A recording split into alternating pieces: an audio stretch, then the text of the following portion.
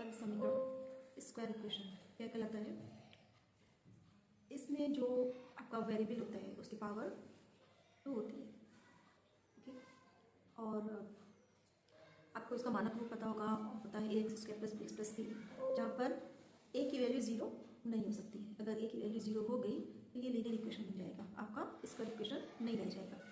तो सपोज जैसे हम एक एग्जांपल लेते हैं, लेट्स सी, सपोज हमने एक एग्जांपल ले लिया जो कि स्क्वायर इक्वेशन का है, x square plus 6x minus 16 is equal to 0। आपको इसका स्टैंडर्ड फॉर्म पता है, a x square plus b x plus c is equal to 0 होता है। जब हम इस स्क्वायर इक्वेशन को सॉल्व करने के लिए कहेंगे तो नॉर्मल आप इसके फैक्टर निकालोगे, ऐसे फैक्टर निकालोगे जिनका मल्टीपल क्या हो, 16 हो, या फिर आपका एडिशन या सब्सट्रैक्शन आपका 6 हो, या फिर आपके इसमें आएगा एक फॉर्मूला होता है minus b plus minus under root b square minus 4ac upon 2। तो इस इक्वेशन से आप ये स्क्वायर इक्वेशन आप सॉल्व करोगे। तो बेसिकली आप देखोगे कि इसका जो जनरेट हुआ है वो कहाँ से हुआ है, हम इसको और इजी वे में कैसे कर सकते हैं। तो इजी वे में कैसे करेंगे, बेसिकली आप देखोगे कि ये वर्ग समीकरण है, घात 2 है, ठीक है। मतलब क्या है आपका, आप यहाँ से ले सकते हो एक फिगर है, जैसे मान लो आपका इस रूप फॉर्मेट का होगा, ठीक, या फिर आप ये मान लो कि आपने इसको बस ले लेते हैं, तो ये it is a square means is a square means वर्ग, ओके। तो ये हो जाएगा आपका ये एक्स, ये एक्स एंड ये एक्स, ये हुआ एक्स स्क्वायर। हमें फिगर आउट ये करना है, ठीक है। तो हमने ये फिगर कर लिया। अब ये 6x क्या है, means it's a rectangular part, तो ये आपका फिगर यहाँ से ये बन जाएगा, मतलब 6x। जब हम इसको कट करेंगे तो ये 2 इक्वल पार्ट्स में डिवाइड हो जाएगा, which is 3x and 3x, okay. तो ये जो आपका ये जो पार्ट है ये इस तरह से यहाँ से ऐड होगा आपका, तो ये एक जाके यहाँ ऐड हो जाएगा और एक जाकर आपका यहाँ ऐड हो जाएगा। ये होगा आपका 3x एंड 3x, मतलब आपका ये जो रेक्टेंगुलर पार्ट है ये x का 6 है, ओके। ये x का आपका 6 है, ये 3x और ये 3x, ये 3 और ये 3। अब बच गया ये वाला पार्ट जो कि इस फिगर को कंप्लीट करता है। तो ये पार्ट आपका जो हो जाएगा, विच मीन्स क्या होगा, दिस एंड दिस स्क्वायर, मतलब इट्स 9। ये कंप्लीट मिलके आपका एक स्क्वायर इक्वेशन को डिनोट करता है, ठीक है।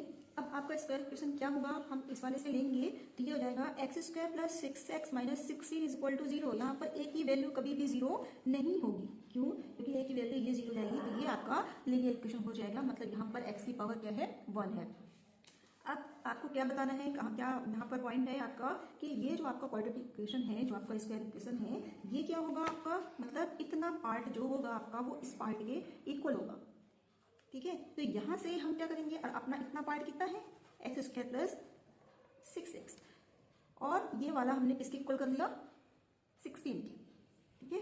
तो इसका मतलब ये है कि जब ये पार्ट और ये पार्ट इक्वल है, मतलब कितना रिमेनिंग है, जो इक्वल होने के लिए आपको क्या रिमेनिंग है, इस पर हम 9 ऐड करेंगे, तो प्लस ऑफ 9 ये हो गया आपका। और फिर इसमें क्या हो जाएगा आपका, इधर से ये लेंगे, इनको ऐड कर लेंगे जब हम, तो ये जाएगा x plus 3 plus x plus 3 is equal to 16 plus 9, मतलब यहां से ये हो गया x प्लस 3 का स्क्वायर इज इक्वल टू 25। अब हम इसका अंडर रूट निकालेंगे, तो ये हो जाएगा under root of x plus 3 का square is equal to under root of 25, which means x plus 3 is equal to plus minus of 5।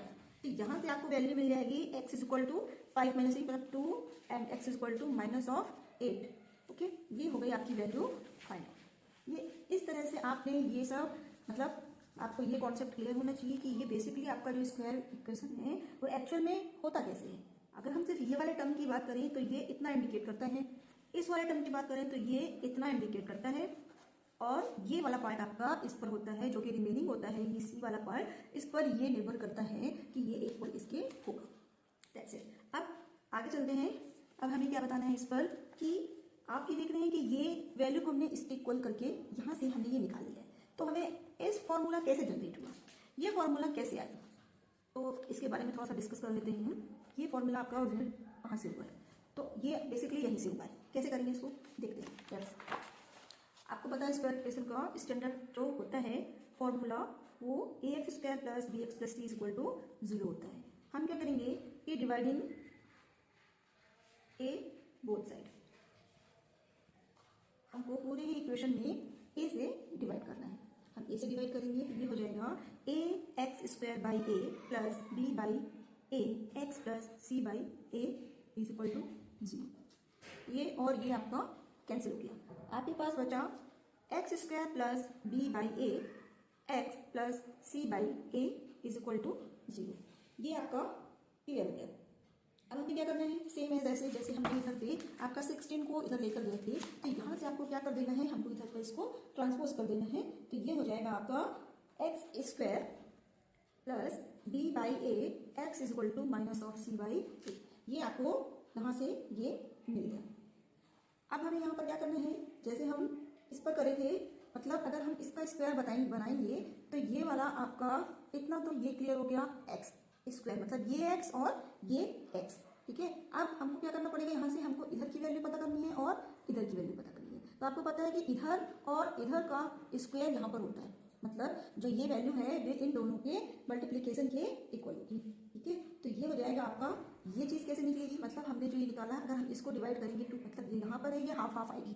तो जब हम बी बाई ए का जब हम हाफ करेंगे एक्स का, तो ये हो जाएगा 1/b/2a और x, मतलब b/2a यहाँ पर भी होगा और b/2a x यहाँ पर भी होगा। मतलब ये वाला पार्ट कितनी लेंथ का है, b/2a क्लियर। और यहाँ पर इन दोनों का स्क्वायर, मतलब b/2a का स्क्वायर, मतलब b/4a स्क्वायर, b²/4a स्क्वायर। ये क्लियर हो गया आपका। आप यहाँ से क्या करेंगे, इसको हम क्या लिख सकते हैं, आपका ये हो गया आपका x plus b/2a is equal to, ये हुआ आपका minus of c by a. अब आपको हमने बताया है कि जितना यहाँ पर रहता है उसको हमको ऐड करना होता है। तो ये हो गया आपका, और ये देखिए टू टाइम्स भी नहीं है, तो ये इसका स्क्वायर हो जाएगा। और ये हो गया आपका प्लस ऑफ b²/4a स्क्वायर।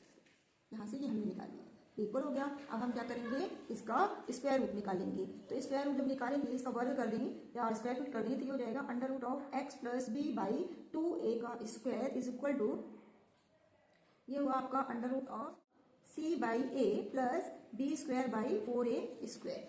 इसके ये और ये रूट ऑफ कट हो जाएगा, तो x + b/2a is equal to, यहाँ से ये हम एलसीएम लेंगे तो ये आएगा आपका 4a स्क्वायर, और यहाँ से आपका ये a और a कैंसिल है, 4ac, और ये है आपका, सॉरी ये माइनस है, ये माइनस, और ये प्लस ऑफ, ये हो जाएगा b स्क्वायर। इसको जब हम अरेंज करेंगे तो ये हो जाएगा आपका x + b/2a is equal to b² - 4ac upon, और ये है आपका, इसका हो जाएगा √ तो √ इसमें बस लगेगा, ये हो जाएगा आपका 2a।